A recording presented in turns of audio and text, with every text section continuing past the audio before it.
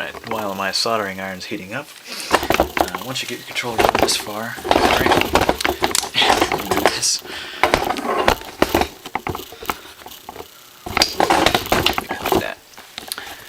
Once you get your controller down, stripped to the main circuit board here, one thing you don't want to lose is the little weight that goes on here, the cam, or counterbalance weight thing, basically that makes it rumble, because I seem to have lost mine. I don't know where the hell it went. I don't see it here. But since I'm putting two controllers together in the first place, I don't think that'll be too big of a problem. So don't lose that. And then there's two little tabs on this black plastic part that you're going to have to switch over a little bit to get to the points, the solder points for that part, that stick. And then you will also need to at least remove one of these to get this out of the way completely. I think I'll just do that. Obviously, since you've got your soldering iron out, if you break a wire off or something, it won't be too big of a problem to put it back. In fact, let me get some solder out of the drawer. Maybe it's up here. Solder's right there. But this here is my primitive solder sucker. Basically what it is this one's got like a Teflon or silicone, I'm not sure what it is, tip on it, so it doesn't melt very easily. And you just melt the solder. And while it's still melted, you kind of set this near it and suck it up. And it's really hard with one of these sometimes. You gotta get the rhythm down, you gotta get your dexterity up.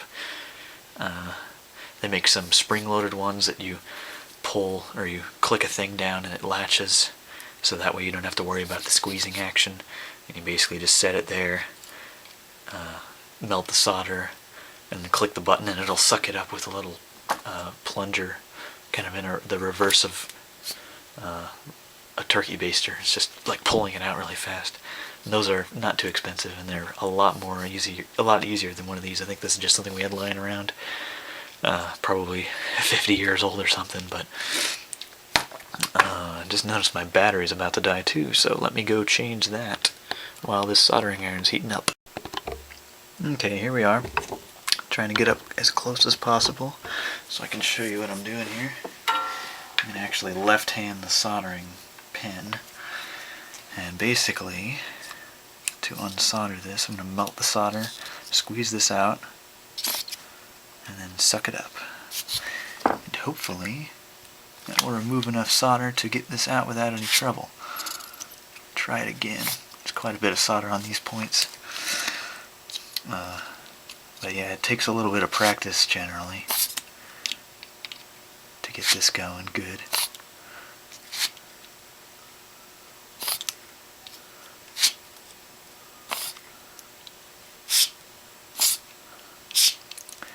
But once you're good at it, it'll take you no time at all to get rid of these guys. Kind of messed up on that one.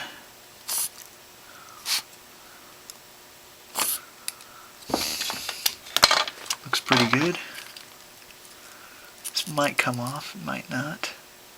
Probably still got some residual stuff holding it on. But let's see what I can do.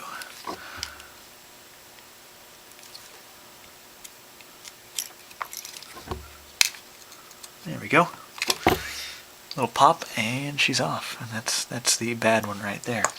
So I will go ahead and take this one off, and then we will solder that guy back on. Alright, so now we've got the good one out, no problem, and the bad one out with the problem. And yeah, looks like this will be a pretty easy little task. You're going to stick your good one back in the board as it goes. Should fit in nicely. And the only thing I'm really concerned about on this project is that perhaps there might be a different rate of resistance, or however these work. You know, this one might go left and right faster. Might have a different curve to it, but I don't think that they would do that. Anyway, that's besides the point. So we're going to go ahead and solder this new guy back on. It's good to get a couple points on there. Make sure you've seated it correctly. Push them up. Yeah. There you go. And then, sorry, you're probably off on the side there. Go ahead and do the rest. Making sure you don't overdo any of the points so that you're not shorting anything out. If you do have problems, you probably did short something out, in which case you'll have to suck that solder back off or try and redistribute it a little bit or something. Sorry, my hand's probably in the way.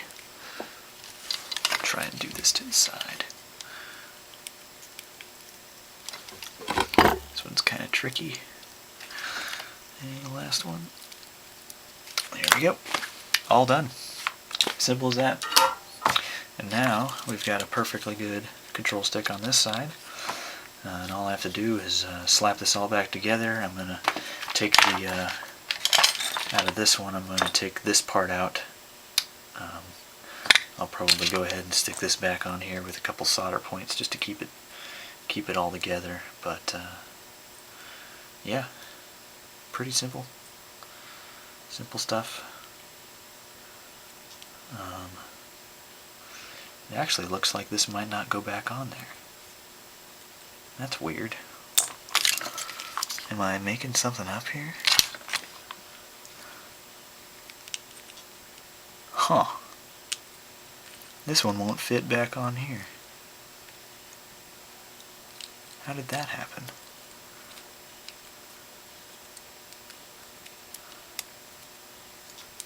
I'm confused now. I'm really... Oh.